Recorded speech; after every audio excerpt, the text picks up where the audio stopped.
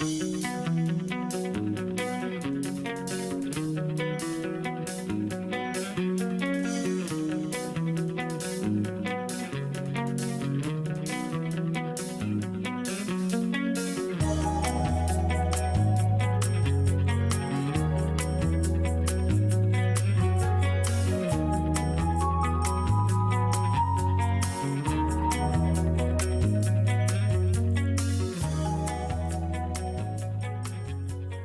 right now what I'm doing is I'm mixing the dark greens, which is your romaines, spinach.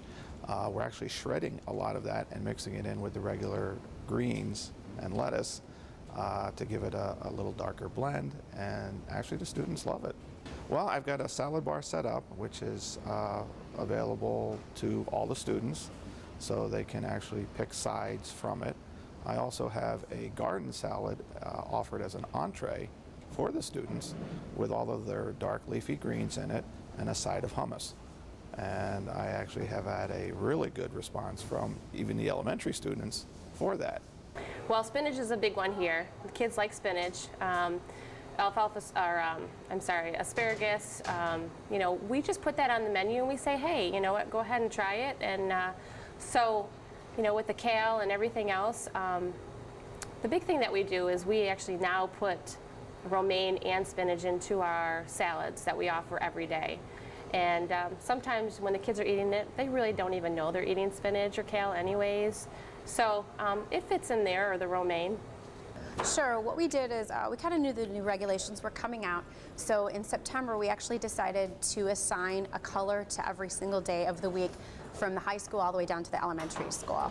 So every day has a color. So for instance, orange is on Monday, green is Tuesday, one I believe is red, Thursday is bean day, and Friday is again vegetable of their choice. So we kind of incorporate, and we gave them a list from the USDA of what is the correct vegetable for green. So like peas wouldn't count, but you know, the romaine would count. So they would have that list they would take, and they know what their school's like, and they would actually do the ordering for the week, and they would know exactly what vegetables they would need to fit that criteria for the week.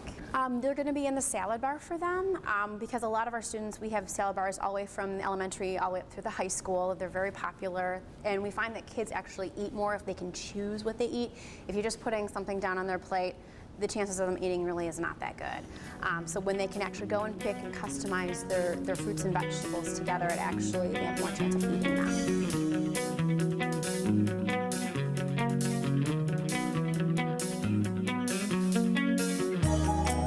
Today we're going to make stoplight pepper and bean soup. Everybody get that? Stoplight pepper. They're going to be red, yellow, and green vegetables in our soup. One of the real reasons for making this soup today is the fact that I want to talk about beans. Of course, these are Michigan beans, but how do we handle our beans? Sometimes the rules change. First thing you need to do with beans is we need to soak these beans overnight. So you basically soak beans one part, like 1 cup of beans to 4 cups of water. If we soak these beans overnight, we need to put them in the refrigerator.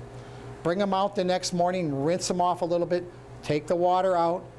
Boil your stock. The first thing you need to do is boil that stock. Let that stock boil up, add the beans into the stock, and from the point that you add those beans into the stock, it's going to take about 3 to 4 hours for those beans to break. We want the beans to break because when they break, they put all the nutrient content into the stock. Now, some of the other things that are also in the soup, we have corn, we have tomatoes, carrots, celery, onions, and of course our peppers. After about 4 hours and it cooks, it ends up looking like this. Nice and thick, smells great. When we go to serve this soup, one of the wonderful things about serving this soup is when you get an 8-ounce portion of this soup, you get at least a half a cup of fresh vegetables in your soup, as you can easily see.